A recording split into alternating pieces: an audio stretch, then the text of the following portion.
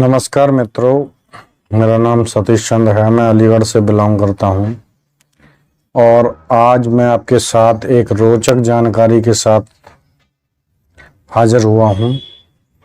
जिंदगी में मैं समझता हूं उस चीज़ की हमेशा हर आदमी को ज़रूरत है। आज हम बात करेंगे गुरु के ऊपर। तो सबसे पहले गुरु क्या है ये जान लेते हैं। गुरु का शाब्दिक अर्थ है, अगर संधि विच्छेद किया जाए तो गुरु धन रूह अर्थात पवित्र आत्मा। ऐसी आत्मा जो हमें अंधकार से उजाले की ओर लेके जाती है, वो गुरु है। मेरी दृष्टि में गुरु दो प्रकार के होते हैं, एक सांसारिक और दूसरा आत्मिक। सांसारिक गुरु परिस्थिति के अनुसार चेंज होते रहते हैं, बदलते रहते हैं, परंतु एक बार आत्मिक गुरु की प्राप्ति हो जाए तो वह गुरु प्राप्त होने के बाद में किसी चीज को बदलने की आवश्यकता नहीं होती, उस गुरु के अलावा और किसी चीज की जरूरत नहीं होती। ये बहुत बड़ा अहम सवाल है। चलिए पहले सांसारिक गुरु पर थोड़ा सा प्रकाश डाल लेते हैं कि सांसारिक गुरु हमारे परामर्श दाता होते हैं, संरक्षक होते हैं, ज्ञान देने वाले होते हैं। ये हमको लक्ष्य प्राप्ति के रूप में मदद करते हैं। परंतु आज का कलयुगी मानव सिर्फ और सिर्फ चमत्कार को नमस्कार करता है। उसे चमत्कार मिलेगा तो गुरु है, चमत्कार नहीं है तो गुरु है ही नहीं। ये सबसे अहम बात है। परंतु यह मानव शायद ये भूल गया है कि जिस नींव ने अपना अस्तित्व जमीन की नींव में सबसे पहले दफन किया था, जिस पर उसकी इमारत टिकी हुई है, मकान टिका हुआ है और लोग उसको देख करके तारीफ करते हैं कि साहब क्या सुंदर मकान है, तो ये उस नींव की ईंट की बदौलत हुआ है।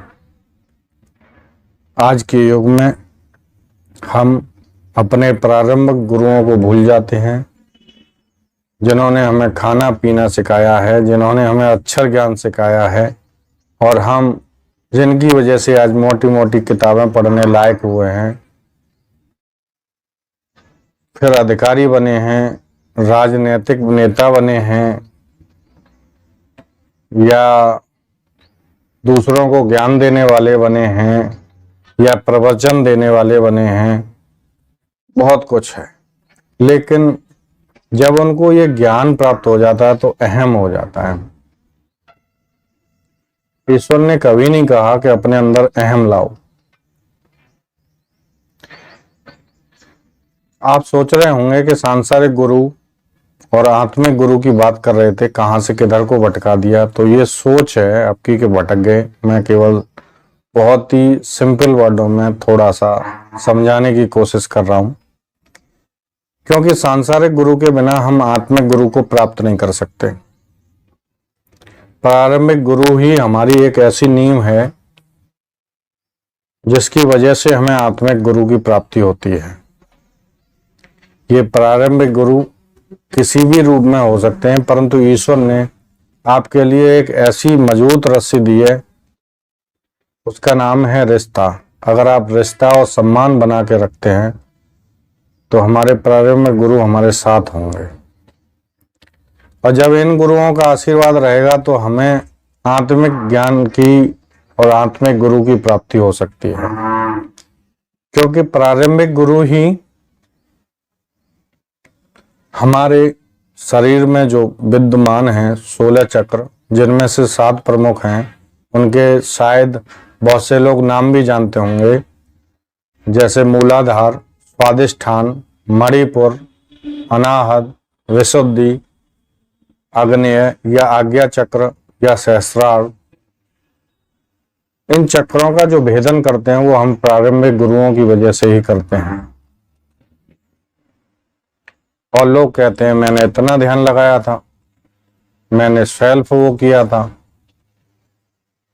बिना आशीर्वाद के, बिना इनके आशीर्वाद के, शक्तिपात के आप कोई भी चक्र भेदन नहीं कर सकते मित्रों।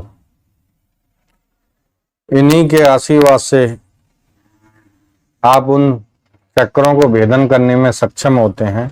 और जब ये चक्र भेदे जाते हैं, इनको क्लीन किया जाता है, उसके बाद आपको एक पराशक्ति, महाशक्ति या शिव शक्ति या कहिए कुंडलिनी शक्ति प्राप्त होती है। इसी शक्ति के द्वारा या आत्मिक गुरु की प्राप्ति होती है। इस आत्मिक गुरु से हमारे ऋषि मुनियों ने गहन शोध किया है और बाद में इस निष्कर्ष पर पहुंचे हैं कि जो ब्रह्मांड में मौजूद है वह सभी हमारे इस पिंड में मौजूद है। पिंड का मतलब जानते हैं किसको कहा जाता है? पिंड का मतलब होता है हमारा शरीर। जो ब्रह्मांड में है वही हमारे शरीर में है, बशर्ते जानने की आवश्यकता है। परंतु इस कुंडलिनी शक्ति की गति 3,47,000 के आसपास कुछ होती है। लगभग 3 गुना ज्यादा पावर होती है इसमें चलने में। डायमेंशियल होती है, इधर शुरू और उधर निकलना, ये बहुत बड़ी बात है। ये सब हमको किसकी बदौलत मिला है? आत्मिक गुरु से। और आत्मिक गुरु किससे मिला है? हमें प्रारंभिक गुरु से। तो हमको दोस्तों प्रारंभिक गुरुओं को कभी नहीं छोड़ना चाहिए, उनसे एक अटूट रिश्ता बना के रखना चाहिए। प्रारंभिक गुरु हमारे लिए महत्वपूर्ण है, चाहे वो हमारे माँ बाप हैं, चाहे वो हमारे बड़े हैं, चाहे जिन्होंने हमें अक्षर ज्ञान दिया है, जिनकी वजह से आज हम बड़े बड़े ग्रंथ, बड़ी किताबें, गीता, भागवत पढ़ पा रहे हैं। नमस्कार मित्रों।